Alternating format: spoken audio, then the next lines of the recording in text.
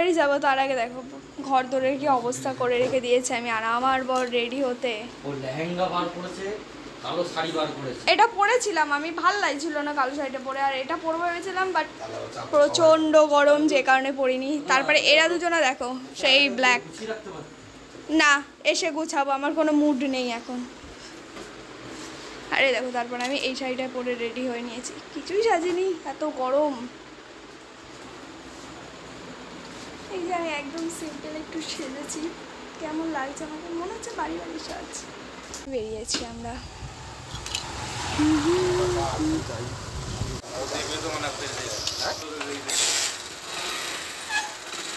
কত খারাপ দেখো, আবার রিটার্ন করছে কেন? গাড়ির তেল শেষ হয়ে গেছে রাস্তায়, কি করবে? এখন আমরা হাই রোডে দাঁড়িয়ে আছি। অ্যাকচুয়ালি বুঝতে পারিনি, আমার হাজব্যান্ড ভেবেছিল সামনে পেট্রোল পাম্প থেকে তেল ভরে নেবে, বাট পেট্রোল পাম্প আসার আগেই গাড়ির তেল শেষ। গাড়িকে খেতে দেয়নি তাই গাড়ি চলছে না, তাই না বলো?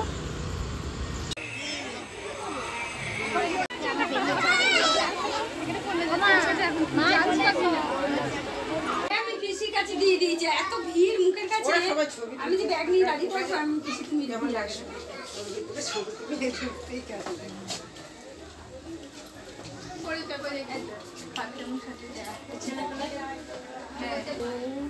হ্যালো ফ্রেন্ডস, তো ফাইনালি বিয়ে বাড়ি চলে এসেছি। আর বাইরে তো বুঝতে পারো প্রচন্ড ভিড়। আমার ব্লগই তো আমি স্টার্ট করিনি।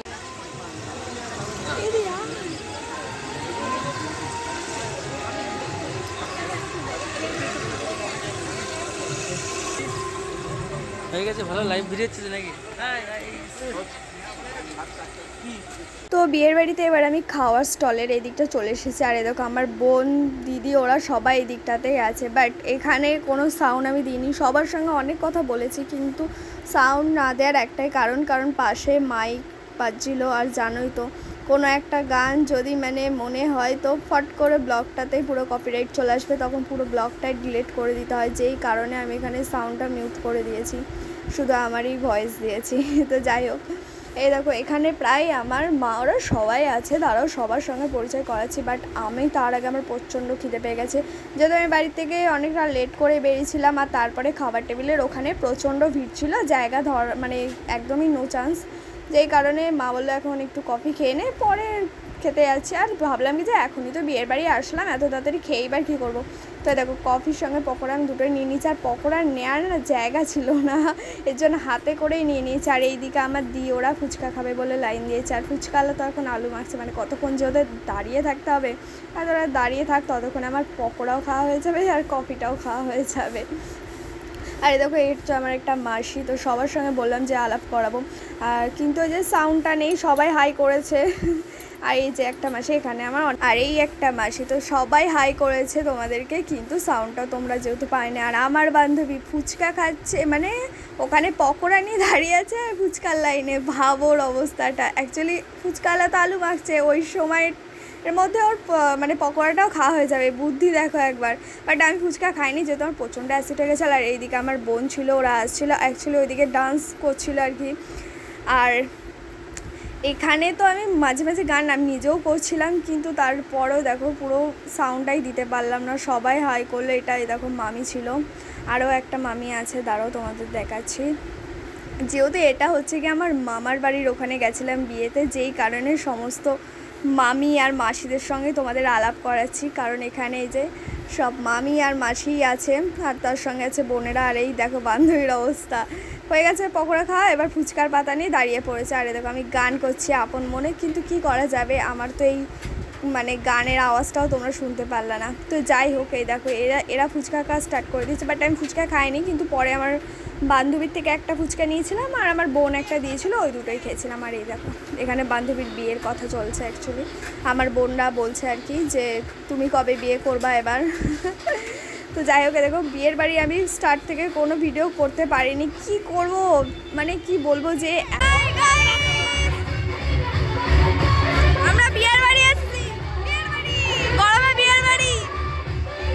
হ্যাঁ এত জোরে বাজছে যে দেখো, গান ছাড়া নাচ দেখতে কেমন লাগে তোমাদের একবার দেখাই। দেখো, বলো তো কি গানে নাচছে, অ্যাকচুয়ালি বোঝাই যাবে না, পুরো বিসর্জন ডান্স যেটাকে বলে।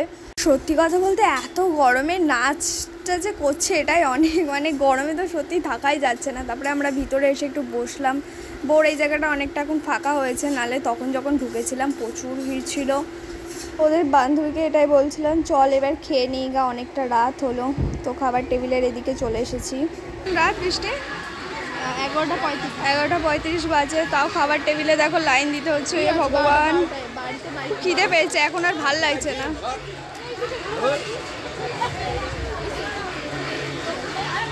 তো এই দিকটা সিটটা ফাঁকা ছিল আর এদিকটায় বসে পড়েছে। আর দেখো, এটা ছিল সম্পাদ দিদি আর এটা হচ্ছে গিয়ে আমার একটা দিদা। আর আমি আমার হাজব্যান্ড এই দিকটা বসেছে, আমার বোন ওই দিকটা বসেছে, আর ওই পাশে ছিল আমার দিদার পেছনে বসেছে আমার বান্ধবী আর আমার ছোট বোন, আর এদিকে দিদি আর দিদির মেয়ে। সবার অ্যাকচুয়ালি জায়গা হয়ে গেছে আর মা বাবা ওই সামনের দিকে বসেছিল। তো সবাই আমরা প্রায় বসে পড়েছি, যেহেতু সবারই প্রচণ্ড খিদে পেয়েছে। আর আমি কোনো খাবারের ভিডিও তোমাদের সঙ্গে শেয়ার করলাম না। আর এখানে যে মেনু কার্ডটা না, সেটাও নিচে পড়ে গেছিলো, যে কারণে মেনু কার্ডটাও আর কি তোমাদের দেখাতে পারলাম না। তো বোনের কাছে পরে ক্যামেরা ছিল, দেখো ওই করছিল ভিডিওটা। বাট খাবার খুব সুন্দর ছিল, খুব ভালো ছিল। গরমের মধ্যে মানে কি বলবো, খেয়ে দিয়ে সুস্থ আছি এটাই অনেক। কারণ লাস্টের দিকে এতটাই গরম লাগছিলো যে খিদে পেয়েছিল, কিন্তু খেতে ইচ্ছা করছিল না গরমের কারণে। আর দেখো ভিতরে এত ফ্যান লাগিয়েছে, তাও জানো না যে এত গরমে যে বিয়ে করাটা কি বলবো, অনেক কষ্টকর ব্যাপার। তো খেয়ে উঠে দেখো আমি পুরো ঘেমে গেছি। আর বাচ্চা কাচ্চা যাদের আছে ভাবো তো তাদের কত কষ্ট হচ্ছে। যেমন এখানে মাসির এক ছেলে ছিল, তো ঘুমিয়ে গেছে, তারপরে মা ওদেরকে একটুখানি কোলে নিচ্ছে। আর দেখো বউ চলে এসেছে খাবার টেবিলের ওখানে। তো বউ ভাতে একটা মানে এরকম নিয়ম থাকে আর কি, বউ ভাত আর কি দেয় প্লেটে, মানে এটা আমার সময় হয়েছে নাকি আমার খেয়াল করছে না, যাই হোক। তো এটাই আর কি করছিল। তো এই দেখো আমরা রাস্তার দিকটা এসেছি, আর বললাম না একটা ছোটো বাচ্চা দেখো মায়ের কোলে আছে। গরমে ওর এত কষ্ট হচ্ছিলো যে কান্না করেই যাচ্ছে, চুপ আর করছেই না কিছুতেই। তো আমরা ফিরবো এখন, নবদ্বীপ চলে যাবো, যেহেতু রাতে থাকবো না দিদার বাড়িতে। তো এই দেখো রেডি হয়ে আমরা বাড়ির দিকে, মানে রেডি হয়ে দিদার বাড়ির দিকে যাচ্ছিলাম। তো দিদার বাড়ির থেকে বেরিয়ে পড়েছি গাড়ি নিয়ে, আর এখন আমরা আবার বাড়ির দিকে ফিরছি, মানে নবদ্বীপ। তো গাইস, আজকে মানে কদিন ধরে এক্সাইটেড ছিলাম কবে বিয়ের বাড়ি যাবো আর কি। তো ফাইনালি বিয়ের বাড়িটা কমপ্লিট হলো। মানে এটা সত্যি মেয়েরা জানে যে কোনো বিয়ের বাড়ি বা কোনো কিছু নিমন্ত্রণ আসলে যে আগে থেকে কতটা ভাবতে হয়। তো এই দেখো বাড়ির কাছে চলে এসেছি গাইস। তো আমার ব্লগটা সবার কেমন লাগলো সবাই একটু কমেন্ট করে জানিও। আর কেউ আমি কোনো কিছু ভুল বলে থাকলে আর কি কেউ মাইন্ডে নিও না। সো গাইস, টাটা সবাইকে, গুড নাইট। সবাই ভালো থাকবে, সুস্থ থাকবে। আবার তোমাদের সবাই সঙ্গে আর কি দেখা হবে নেক্সট কোনো ব্লগে। তো টাটা।